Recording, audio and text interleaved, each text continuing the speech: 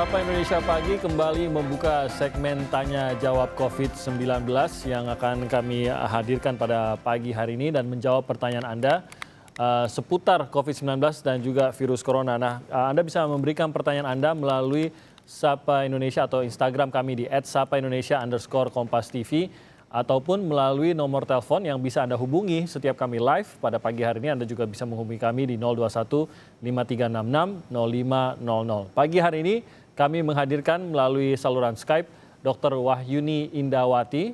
Beliau adalah seorang konsultan respirologi anak FKUI RSCM. Dan kita akan menjawab pertanyaan-pertanyaan Anda seputar corona selama 2 segmen ke depan. Kita sapa dulu Dr. Wahyuni. Selamat pagi, Dok. Selamat pagi. Terima kasih, Dok, sudah bergabung bersama kami pada pagi hari ini.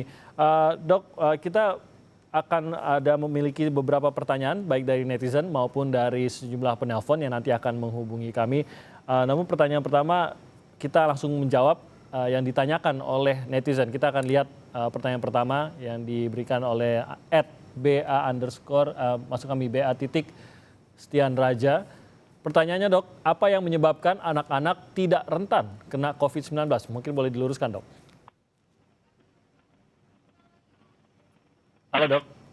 Ya. Ya, sempat terputus dengan dokter. Saya ulangi lagi ya, Dok. Ini pertanyaan pertama dari media sosial yang diberikan kepada kami. Apa yang menyebabkan anak-anak tidak rentan kena COVID-19? Ya, baik. Terima kasih pertanyaannya. Jadi memang kalau kita lihat data di dunia mengenai anak-anak ini, kalau kita lihat persentase anak yang terkena COVID ini memang jauh lebih kecil dibandingkan dengan dewasa. Ya, kalau kita lihat data di Cina saja yang memiliki angka COVID yang tertinggi itu angka anak adalah sekitar 1,1% dari seluruh orang yang terinfeksi dengan COVID-19 ini. Ya, tentunya memang kalau kita lihat ini adalah satu infeksi yang baru sehingga memang mekanisme imun terhadap infeksi virus ini kan belum banyak diketahui bagaimana mekanismenya ya. Namun kalau kita lihat barangkali secara logika saja memang kan mobilitas dari anak ini tentu jauh dibandingkan dengan orang dewasa. Sehingga kemungkinan untuk transmisi terhadap anak-anak ini tentu jauh lebih kecil dibandingkan dengan orang dewasa. Dan kalau kita melihat kasus-kasus anak yang terjadi saat ini memang umumnya anak-anak yang terinfeksi itu berhubungan dengan anggota keluarga lain yang terinfeksi. Gitu. Jadi biasanya anak yang terkena itu memang ada satu rumah, apakah ayah, ibunya, atau orang yang tinggal serumahnya yang memang terkena infeksi COVID tersebut. Namun bukannya berarti tidak bisa atau tidak ada anak yang terkena COVID-19. Karena kalau kita lihat data di Indonesia saja, Ikatan Dokter Anak Indonesia, kami mengumpulkan data-data anak-anak di seluruh Indonesia yang terkena COVID ini. Sampai saat ini mungkin sudah sekitar ada 25 anak yang terkena. Dengan kisaran usia yang muda pun ada, yang usia 1 bulan sampai dengan usia 17 tahun itu ada. Jadi sebenarnya anak-anak ini bukannya tidak bisa terkena, tapi memang kalau kita lihat datanya jauh lebih kecil dibandingkan dengan orang dewasa. Kalau mungkin pertanyaan agak lebih tidak enak lagi, Dok. Kalau data mortalitasnya apakah juga sebenarnya sama dengan dewasa? Memang jumlah pasien anak tadi dokter sudah mengungkapkan lebih sedikit, tapi apakah juga anak ini memiliki resiko mortalitas yang sama dengan dewasa kah atau memang angkanya lebih baik? Ya, jadi kalau kita lihat data-data yang ada saat ini memang data global itu anak justru angka kematiannya jauh lebih kecil dibandingkan dengan dewasa gitu ya. Kemudian yang di Indonesia pun angka kematian itu pada anak ada dari 23 itu mungkin sekitar 3 atau 4 anak ya, 4 anak yang meninggal. Dan itu pun anak-anak yang dengan mempunyai penyakit dasar tertentu. Jadi anak dengan keganasan, anak dengan obesitas, jadi anak-anak yang secara baseline-nya atau dasarnya dia memang sudah ada penyakit lainnya. Gitu. Jadi sudah ada resiko kesehatan lain yang menyertai begitu ya di tubuh anak tersebut ya. Kalau penanganannya, Dok, saya mungkin menambahkan lagi. Penanganan anak yang terkena COVID-19 ini apakah akan digabung dengan dewasa atau memang harus ditangani sendiri terpisah dengan dewasa? Iya, sebenarnya kan prinsip penanganan dari pasien dengan COVID-19 ini kita tahu bahwa ini adalah penyakit yang sangat menular ya, highly infectious ya. Sehingga memang harusnya atau idealnya pasien baik anak maupun dewasa tentu harus dirawat secara terpisah. Jadi di ruang isolasi gitu ya. Namun demikian tergantung juga dari derajat penyakitnya, karena kita tahu bahwa tentu kapasitas dari fasilitas rumah sakit tidak mungkin untuk menampung Iya, semua orang yang terinfeksi dengan COVID. Oleh karena itu pemerintah kan sudah membuat suatu strategi untuk mengklasifikasikan orang-orang yang terinfeksi COVID-19 ini. Apakah mulai dari yang tidak ada gejala, kemudian dia gejalanya ringan, gejala sedang, atau gejala berat. Tentu kalau gejalanya berat, dia harus dirawat di rumah sakit, dan idealnya dilakukan di ruang isolasi dengan syarat tertentu, biasanya dengan tekanan negatif. Tapi tentu kalau anak ini agak berbeda dengan dewasa, karena anak ini kan dia masih tergantung ya dengan orang tuanya atau ya dengan betul. caregiver-nya. Ya, sehingga memang dalam perawatan untuk anak-anak ini tentu kita juga harus mempertimbangkan hal tersebut. Jadi tentu ada orang yang orang tua atau orang yang memang biasa merawatnya untuk bisa menemani pada saat pasien ini dirawat, dan juga diberikan prasyarat tertentu seperti juga orang yang menemani ini sama statusnya, jadi seperti di karantina juga atau diisolasi demikian. Oke, baik kita Ya. lanjutkan ke pertanyaan berikutnya dari media sosial dari @aditya.24. Ini tampaknya pertanyaan yang dialami sendiri nih dok kondisinya. Assalamualaikum dok, saya mau tanya, adik saya sudah lama batuk-batuk, hampir 1 bulan lebih, tapi tidak ada demam dan batuk berdahak. Apakah ini termasuk juga ciri-ciri corona?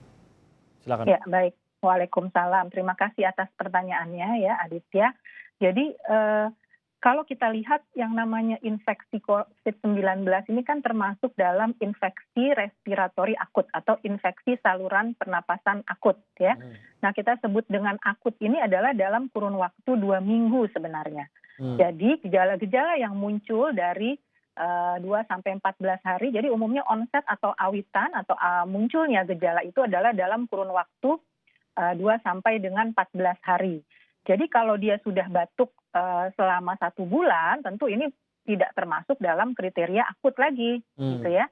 Nah, tentu ini kita mesti mencari kenapa penyebabnya bisa terjadi batuk yang lebih dari 2 minggu. Apakah memang ada faktor alergi atau faktor yang lain? Karena tadi disebutkan tidak ada demam ya pada ya pada adiknya adiknya. tersebut gitu. Jadi kita mesti melihat bagaimana pola batuknya, apakah ada kecenderungan pada malam hari, apakah memang ada eh, muncul setelah pencetus tertentu. Nah, itu kita harus melakukan pendalaman dari gejala-gejala tersebut.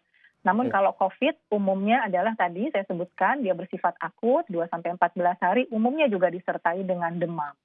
Ini mungkin banyak orang tua yang mengalami hal yang serupa. Kita tahu anak-anak sering sekali ya mereka memasukkan apapun ke mulut mereka atau terlalu lelah bermain begitu, sering mengalami batuk-batuk. Mungkin tidak sampai batuk parah begitu, tapi sering lah begitu batuk-batuk.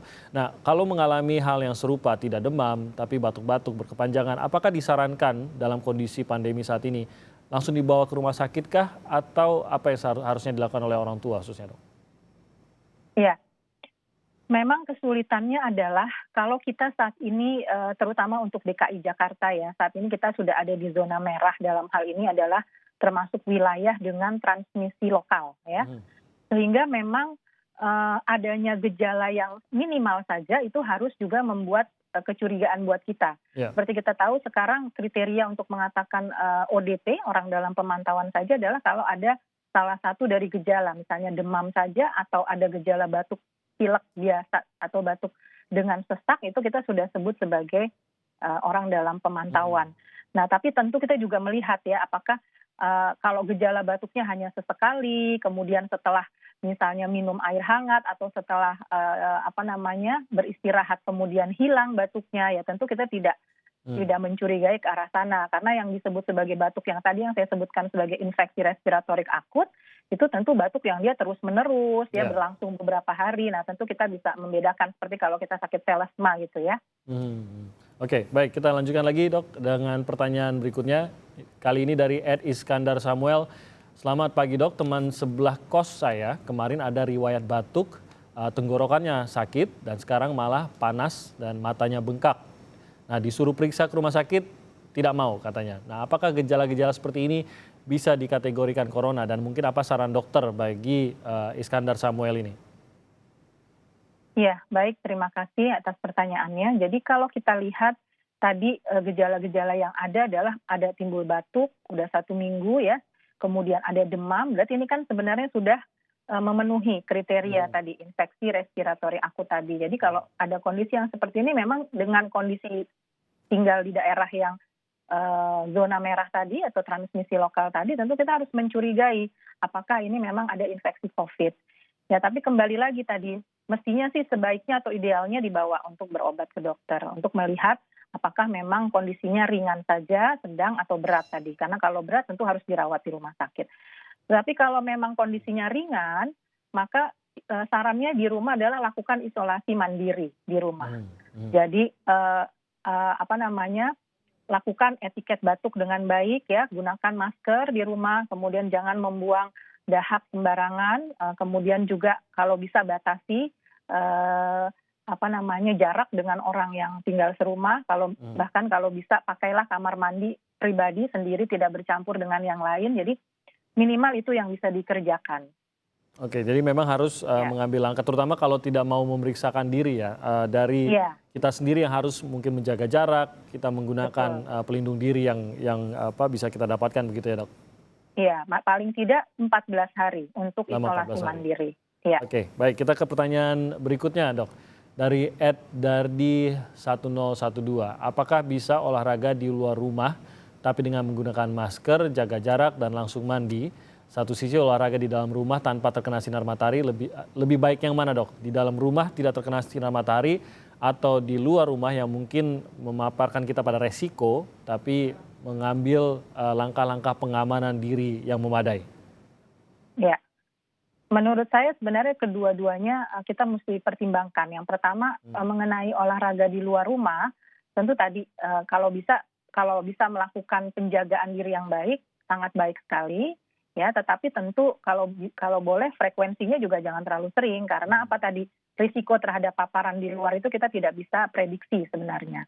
Ya, kemudian kalau olahraga di dalam rumah tentu kita tetap harus berolahraga baik di dalam maupun di luar rumah, tapi tentu kan di rumah juga ada teras atau serambi yang juga sinar matahari di sana juga bisa masuk dengan frekuensi paparan dibandingkan kalau kita berolahraga di luar tentu lebih kecil, mungkin itu. Jadi intinya kalaupun mau di luar berolahraganya sendiri ya dok, maksudnya kita masih sering melihat masih mengusahakan untuk berolahraga ramai-ramai, entah itu lari, bersepeda dan lain-lain. Ya. Sebaiknya bagaimana? Ya, sebaiknya jangan berolahraga bersama-sama kalau saat seperti ini. Jadi berolahraga sendiri, tadi sudah disebutkan untuk menjaga jarak, physical distancing, menggunakan masker karena kita ada di luar gitu ya. Dan juga di tempat yang sinar mataharinya cukup banyak. Social dan physical distancingnya tidak boleh lengah walaupun berolahraga di luar ya. Oke, kita ke pertanyaan terakhir dari netizen pagi hari ini.